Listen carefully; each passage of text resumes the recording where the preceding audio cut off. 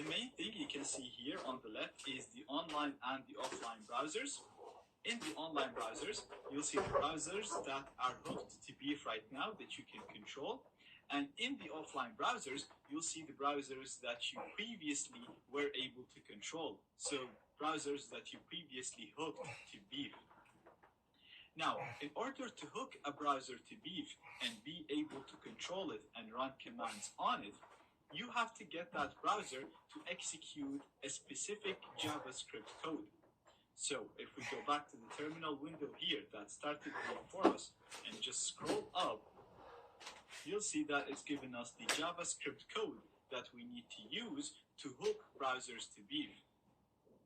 As soon as this piece of code gets executed on a web browser, you will see that web browser here in the online browsers, and you'll be able to execute a lot of really cool commands that will allow you to show fake login pages, it will allow you to show fake updates, and even gain full control over the target system. Now, because Beef uses JavaScript, it will work on any web browser that supports JavaScript, regardless of what device this web browser is running on. So it will basically work on all modern browsers. So it will work against phones, tablets, smart TVs, all operating systems used on PCs such as Linux, Windows, OS X, and so on. Literally any browser that can run JavaScript will be able to run this code, and therefore will be able to hook that browser to Beef and do all of the cool things that you will learn in the next lectures.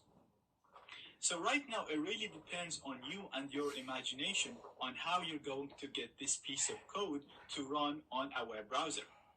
If you're able to become the man in the middle, you can do DNS spoofing and redirect requests to a page that contains this hook code, or you can inject this JavaScript in any web page that the target loads using the JavaScript injection methods that we learned once you become the man in the middle. You can also exploit an XSS vulnerability and inject this code in a vulnerable web page, and you will learn how to do that in the website hacking section. Or you can use social engineering and social engineer a target into loading a web page that contains our hook code. So all you'll need to do is think of a way to get a target to load a page that contains the hook JavaScript code. Now, in this lecture, I'm going to show you a very basic hook method that is really good for us to make sure that our system is working as expected.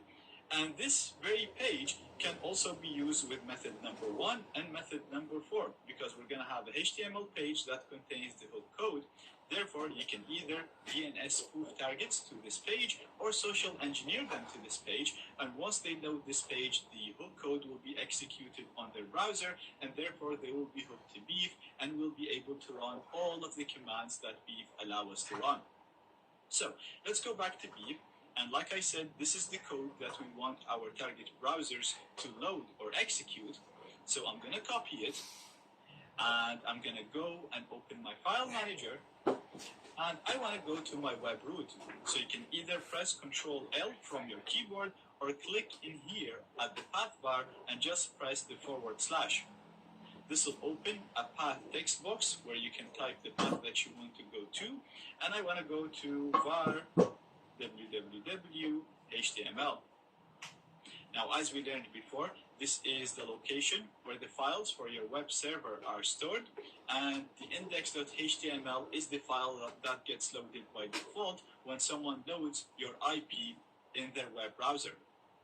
So I'm going to right-click the index.html, and I'm going to choose to open it with a text editor.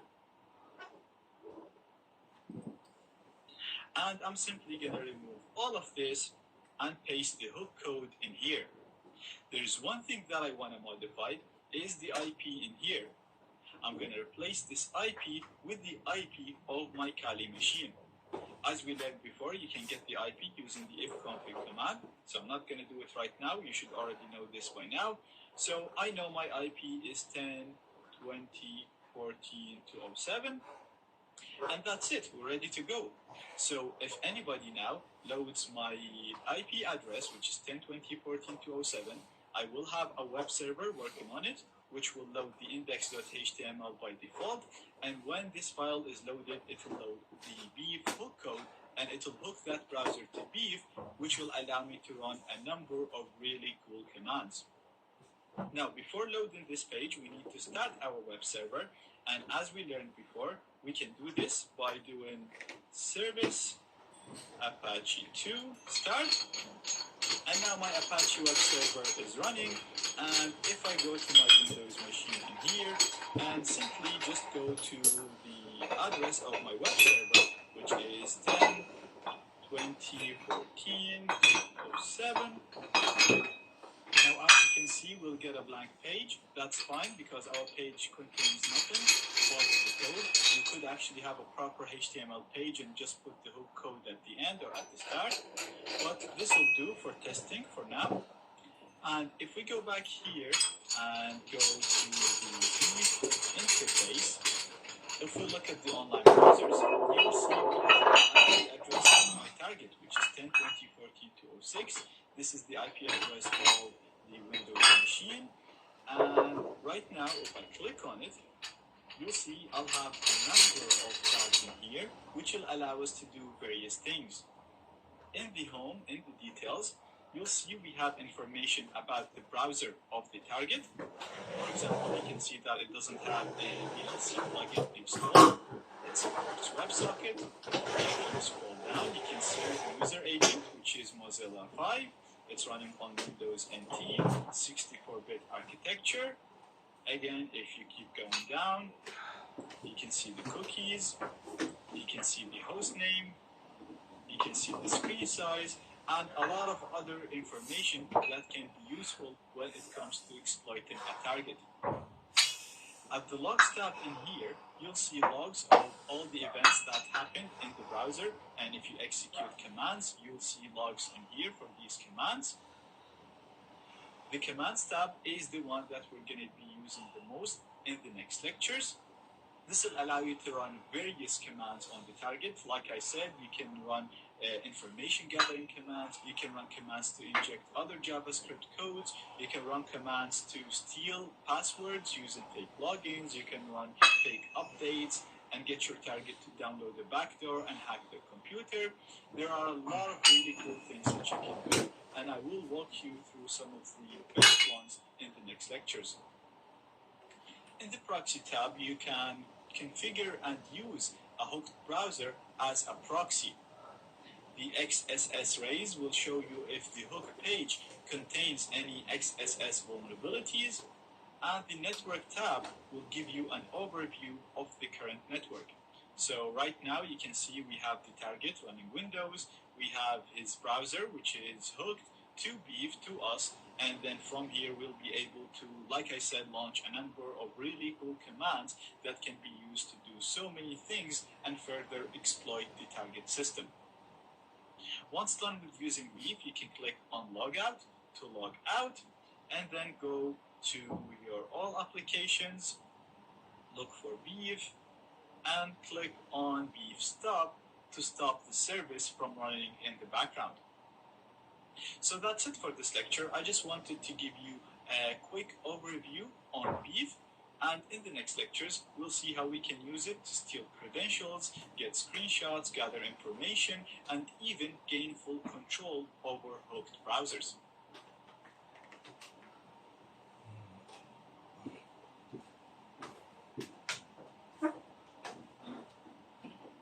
In the previous video, I showed you how to hook a target to Beef using a basic hook method using a HTML page. In this lecture, I want to show you a better way of doing this if you are able to intercept connections. So, as I showed you in the network hacking section, we can inject JavaScript code in the target browser if we are able to become the man in the middle. And since Beef uses JavaScript code to hook targets, we can actually use the exact same method we learned earlier to inject Beef's hook code in every website the target loads. This will allow us to hook targets and keep them hooked without directly communicating with them. So I have Beef already running in here, And like I said, in order to hook targets, we're gonna have to inject Beef's JavaScript code into the browser that they load. So to do this, I've included custom JavaScript code in the resources of this lecture. So first of all, download it from there. I already have it downloaded here. And before using this, I'm gonna double click it to modify it. So as you can see, it's actually very simple code. It's going to create a new element in every page, which will load Beef's code, and it'll append this element to the head of the page. So the only thing you need to modify right here is your IP, and you want to replace that with the IP of the Kali machine that is running Beef. As you know, you can do ifconfig to get your IP. I already know what my IP is, so I'm going to put it here, 10.20.14.207. So I'm going to save this, Control S, and quit it, Control Q. Now our JavaScript code is ready, and all we have to do is literally inject it exactly as I showed you before when we injected the simple alert JavaScript code. So all we have to do right now is put the location of this file in the HSTS hijack applet. I'm going through this quickly because I spent a full lecture showing how to use this, so if you don't remember how JavaScript injection works, please go back and revise that lecture. So I'm going to go to the location where I have the HSTS hijack applet. This is the modified one, the one that I included in the resources of that lecture, not the one that comes with BetterCap, because as I mentioned, the one that comes with BetterCap does not work as we want it. So what I want to do right now is modify the HSTS hijack.cap file. As you know, if we want to inject a custom JavaScript code, we have to modify the payload in here. And as you can see, it's already injecting a JavaScript code called keylogger.js. So we want to add our custom JavaScript code. So I'm going to add a comma, followed by the location of the file that I want to inject, which, as you know, I have my file in downloads in here, and it's called injectbeef.js. So first of all, I'm actually going to add a star colon to say that I want to inject this file into every page the target loads, and then I'm going to put the full path to my JavaScript file, which is, as I showed you, in root, downloads, injectbeef.js. It's as simple as that. I'm going to save it, Control S, and quit, Control Q, and perfect. So that's done, and all we need to do right now is run BetterCap to inject this file into every website the target loads. So we're going to run BetterCap using the exact same command that we used to use before. We're setting the interface to the interface that's connected to the target network, and I'm giving it a caplet to load, and the caplet that I want to load is the spoof caplet, because as I showed you earlier, this caplet will run an ARP spoofing attack, putting me in the middle of the connection. And perfect, as you can see, the caplet runs with no errors. So right now I should be intercepting connections, and the next thing I want to do is to load the HSTS hijack applet, so I can bypass HTTPS, partially bypass HSTS, and inject the JavaScript code that we just configured, the code that's in the injectbeef JavaScript file. So I'm just going to type HS and press tab to autocomplete. Hit enter, and everything runs with no errors, so that's perfect. Now I should be intercepting all the data that's sent and received by the target, and because we configured BetterCap to inject the hook code in every page that loads, we should be able to hook our target to as soon as they load any website. So let's go to the target computer, and it's actually always a good idea to test against normal HTTP pages first, against the simplest case, but I've already tested this before and I know it works, so I'm going to go ahead and test it against the HTTPS page straight away. It's also a good idea to remove the browser data, but I've already done that, so I'm just going to go to stackoverflow.com. As you can see, the page is loading in normal HTTP, even though it uses HTTPS by default. That means our HSTS hijack is downgrading HTTPS to HTTP, and it should have also injected my injectbeef code So let's go to beef to confirm and see if we hooked the target. And perfect. As you can see, we have a new online browser showing up in here, which we can communicate with and run commands on, as I'm going to show you in the next lectures. So now the beef hook code will be injected in every website the target loads. This will work against HTTP websites, HTTPS websites, and even partially work against HSTS websites. Like I showed you before, if the target goes to the HSTS website through a search engine that only uses normal HTTPS.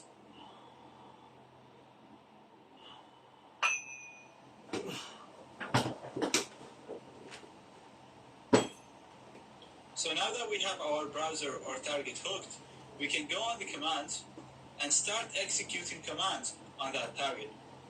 You can use the search to filter. You're looking for a certain command if you know what you're looking for, or you can use the categories and look for a command suitable to what you want to do on the target computer. Some of these commands are information gathering commands, some of them are social engineering, some of them will even give you full control over the target computer. There's a lot of commands, so I won't be able to go over all of them, but I'll be showing you some of the most important commands and examples of simple ones as well, so you know how to experiment and run the other commands. So we're starting, if you go in the browser, you'll see commands related to stuff that you can do inside the browser. So you can see things that will allow you to, for example, get a screenshot. You'll be able to try and turn on the webcam and see if it works, and basically open the webcam on the target. You can gather information. If you go here on the exploits, you'll see a number of exploits that you can run. Again, depending on what's running on the target computer, you can run them. All you have to do is just click on the module that you want to run and click on execute. Sometimes some modules need to set some options to be set up, and we'll have examples of that as well. And the social engineering, again, there is some really cool stuff that you can do. You can show fake updates, fake notification bars, and stuff like that. So let's have an example of a very simple command. So again, we're going to do just an alert to show an alert box. So I'm just using the search to filter. And you can see here, this will just create an alert dialog, and it's going to say beef alert dialog. You can modify this and type in anything you want. For example, I'm going to type in test. And then when you hit execute, go on the target, and you'll see that the target got a message saying test. So this has been injected into the target browser. Another cool thing that you can do is the raw JavaScript. And this will allow you to execute any JavaScript you want. So again, you can look for Google for a useful JavaScript code, for example, like keylogger or whatever you want to do. Or you can write your own if you know JavaScript, and basically whatever you write here will be executed on the target. Again, we're only saying an alert, and this is going to say beef raw JavaScript. I'm going to execute. And here we go, again, we got a dialog saying beef raw JavaScript. Let's see if we can get a screenshot of the target computer. And we're going to use a plugin called Spider Eye, I think. Yeah, Spider Eye. So again, click on it, hit execute. Give it a second. Then we're going to click on the command here. Looks like this time didn't work properly. Let's just do it again.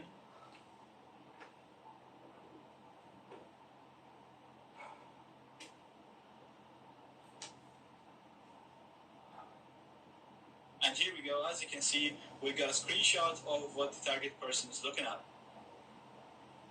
Another really good plugin is a plugin. It's a redirect plugin. And it will basically allow you to redirect the browser to any web page you want. This could be very useful because you can use it to redirect the target person and tell them that they need to download an update. And instead of giving them an update, give them a backdoor. You can redirect them to a fake login page, for example, or Facebook. You can really do anything you want with this. So you can set the website that you want the target to be redirected to, and we're going to redirect them to Beef Project in this example. And once you hit execute, as you can see here, they're redirected to Beef Project. These are some of the basic modules that you can use. Again, you can experiment with these, go over them, and see what would be useful in your particular situation.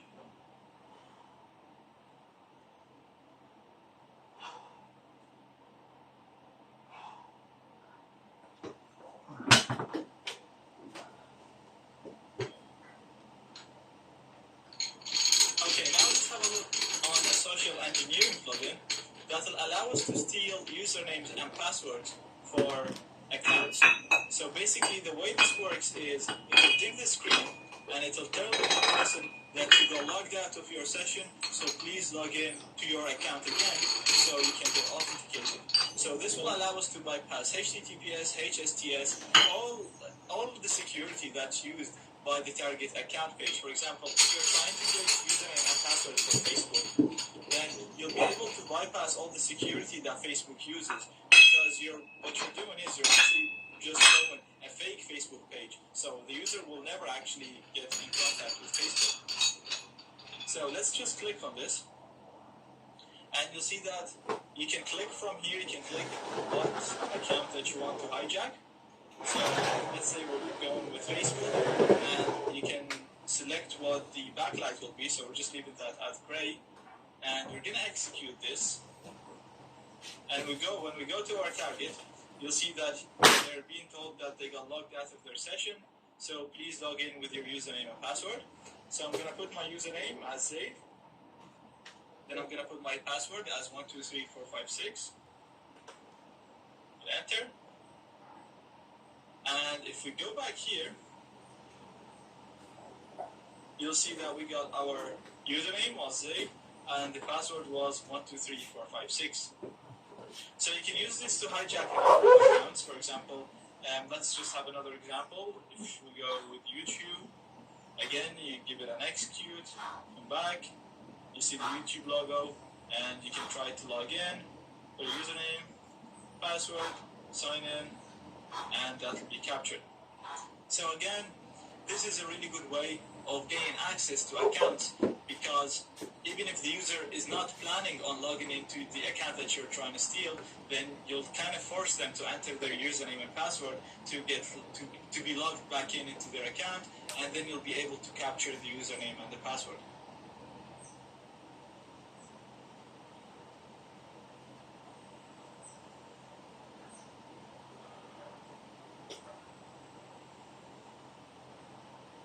Okay, so let's see how we can gain full control and get an interpreter session from the target computer.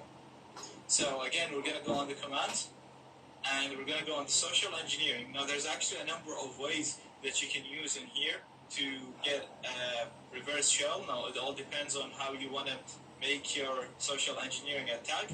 What we're going to use a notification bar, a fake notification bar, and we're choosing Firefox because our target runs on Firefox, or are using Firefox. So what this will do, it will basically tell the user, it will display a notification bar telling the user that there is a new update or there is a plugin that you need to install. Once they install the plugin, then they'll actually install a backdoor and you'll gain full access to their computer.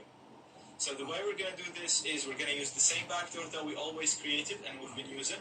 Now I actually have it stored in my web server. So I have it stored in var www.html, and I have it called update.exe. But it's the same backdoor, the same reverse HTTP interpreter that we used before. So I'm going to give the full address to it here. So it's stored in 10.20.14.207, that's my actual IP, and the name of the file is update.exe. And then the notification is just saying there is an additional plugin that needs to be installed to display some elements on this page. Now you can change this and just say critical update for Firefox. Click here to install. So I'm going to hit execute. And if we go on the target, you can see that they're getting a message telling them that there's a new update for Firefox, and click here to download and install. So the target person will be like, oh yeah, I need to install this. So they download it. And now basically they have a backdoor downloaded on their machine. Once they try to run this backdoor to install the update, they think it's an update, but they'll actually run a backdoor which will give us full access to their computer. Before I run the backdoor, I need to listen on the port, exactly like we did it before. So I'm just going to do show options here to show you. I'm not going to go through all the steps. It's using Metasploit multi-handler, same way we did it in the video of listening for ports. So we're using meterpreter reverse HTTP. I have my IP and the port. So I'm just going to do exploit. And I'm listening for the connections now. Now let's run the update that we just downloaded.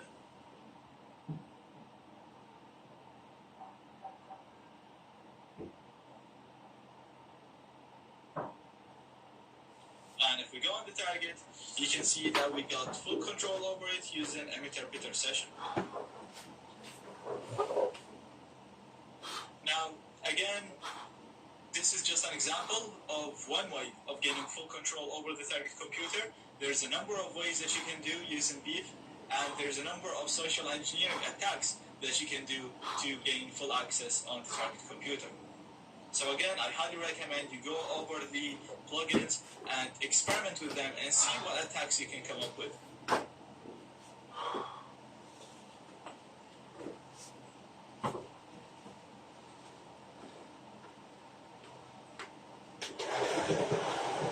So the Trojans that we created so far are very cool. They can bypass antivirus programs. They run two pieces of code. The first one runs in the background, which runs our own code, which does what we want to do. For example, open a port or connect back to us and give us a shell. And it runs another piece of code that the user expects. So it could display an image, it could play an MP3, or display a PDF file. This functionality makes it very difficult to detect. So the best thing to do is, the first thing is check the properties of the file and make sure that it is what it's claiming to be. So we have our GTR picture here, and we can see that it's JPG, so it looks like a picture and has an icon, and if I run it, I'll get a picture like we've seen in previous videos. Well, let's go right click and go on properties. And when we go to the properties, you'll see that this is an application, it's not a picture. So same goes with PDF, same goes with MP3. It should say MP3 if it was an MP3, it should say a PDF if it was a PDF, and it should say a JPG if it is a JPG. But in this case, we can see that it's saying, and it's telling us that it's an executable. Going on the details, you'll see that it is an application. So it's not a picture. If it was a picture, it should tell you that it's a picture. So from here, we'll know that we're being fooled by this.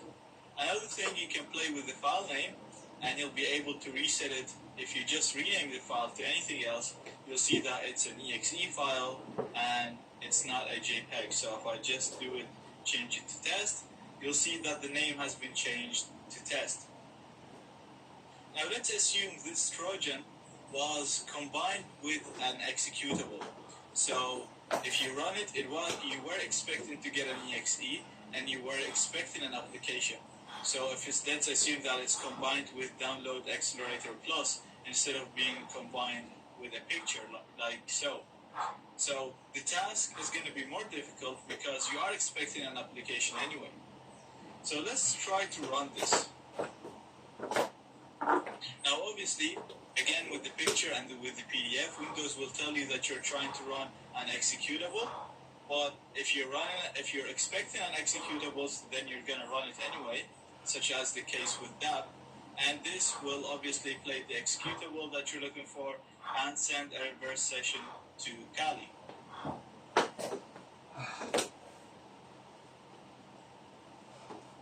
So what I'm going to do is I'm going to go to a tool called Resource Manager. And from this tool, if you go to the Network tab, I'm already in the Network tab, you'll be able to see all the open ports in your machine. And we can see here we have port 8080, and it's connecting to an IP address which is 10.20.14.203. Now obviously 8080 is not very suspicious, so even if it was on 80, then it could look not as suspicious. And also it's coming from a process called browser, which again is not very suspicious.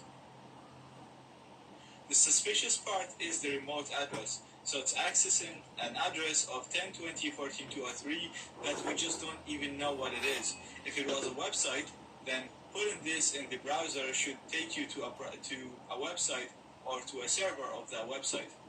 And in most cases, if this was a hacker computer, it will not take you to a website or anything, and then you'll know that this person is an attacker. To verify this, you can use tools called reverse DNS lookup. What that does is basically you give it an IP, and it should tell you what website this IP belongs to, or which domain this IP belongs to. So let's have an example on Facebook. So let's say in your resource manager you see an IP and you're suspicious about it. So I'm actually going to get you a proper IP address for Facebook.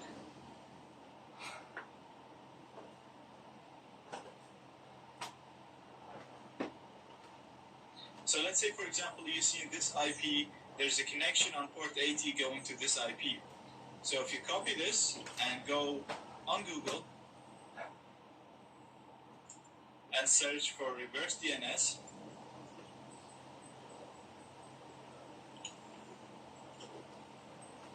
so I'm going to put the IP in here, the IP that you see in your resources, and you look it up. If it's for a proper website, then there's nothing to be concerned about. If it looks suspicious, then you'll know that this is going to a suspicious person. Now, if you see something like this and it's going to Facebook and you're browsing Facebook, then this is normal. You're using Facebook, so there's a connection between you and Facebook.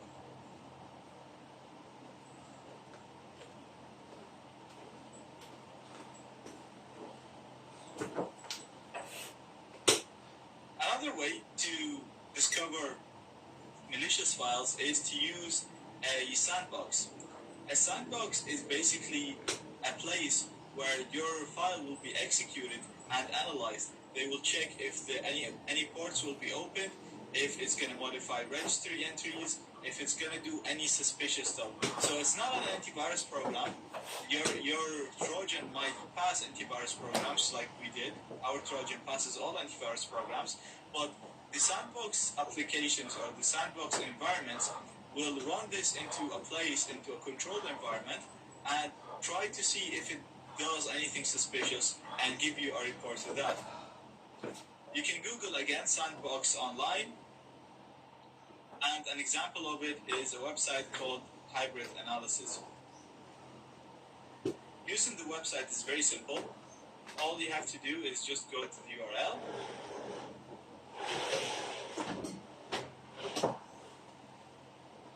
and select your file and upload it. Now I've done this already, so I'm just going to show you the report because analyzing the file and doing the report might take some time. So once you get the report, you'll see some basic information. You'll see that there was malicious indicators have been found. Now it's hiding it from you, and you have to use the full version and pay for it to see them, but you don't really need to see them. If you read the whole report, you'll be able to know that this file is malicious and it's going to do something bad on your computer. First of all, you can see that the file suppresses error boxes, so it doesn't display error boxes. It also modifies registry. And you can see the registry parameters that it's modifying. You can see that's playing with the internet settings and with the connections. You can also see that it's using Windows socket service, so it's trying to create connections. You can also see that it's playing with the address of the process. Scrolling down, you'll see one of the most important indicators. Now obviously there's more information in here. Right here on the network place, you'll see that it tries to connect to this IP on port 8080. Now again, you can go on this IP and do a reverse DNS lookup and see that this IP is not related to any website. Also, when you upload the payload to this place, it's never going to be executed on your computer. It's going to be executed on their server in a sandbox environment. Now obviously, the method I showed you, you should always do it in a virtual box. When you were executing it here on your Windows, always do it in a virtual machine, don't do it on your main machine. Or you can use this method where you upload it into a sandbox environment and it will be analyzed for you, and then you can read the report.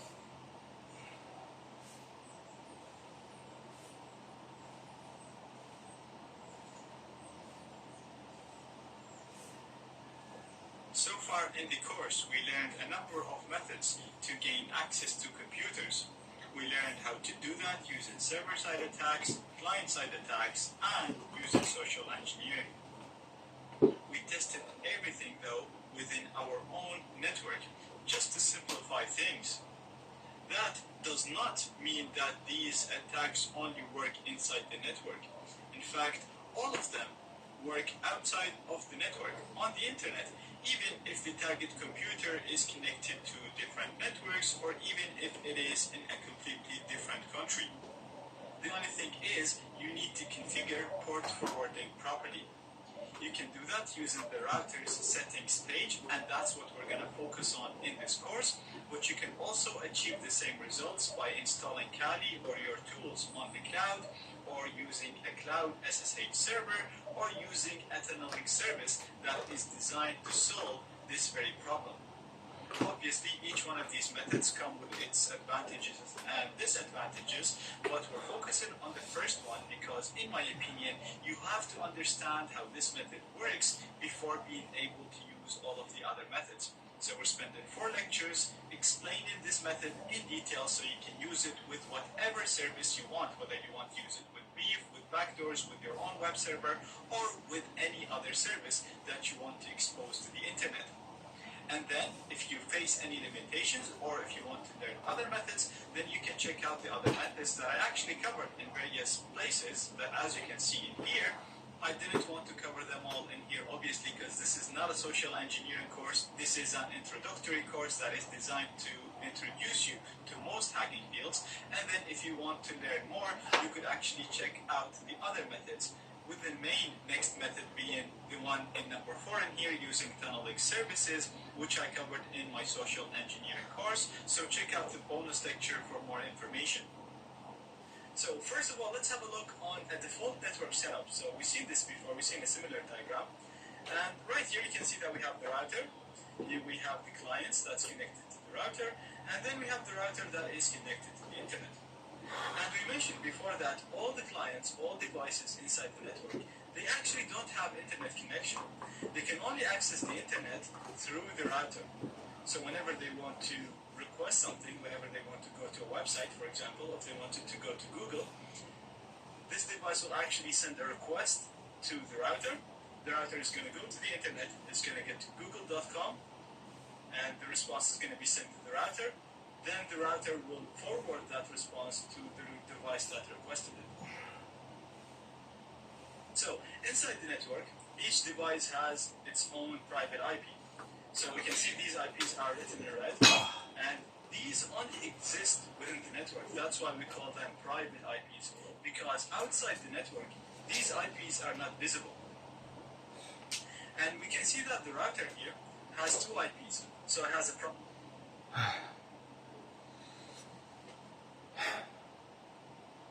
Psalm 43. Vindicate me, O God, and plead my cause against an ungodly nation.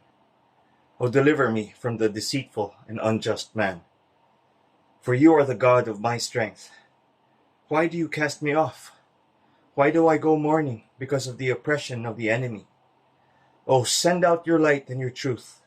Let them lead me. Let them bring me to your holy hill and to your tabernacle. Then I will go to the altar of God, to God my exceeding joy, and on the harp I will praise you, O God, my God. Why are you cast down, O my soul, and why are you disquieted within me? Hope in God, for I shall yet praise him, the help of my countenance, and my God. Amen.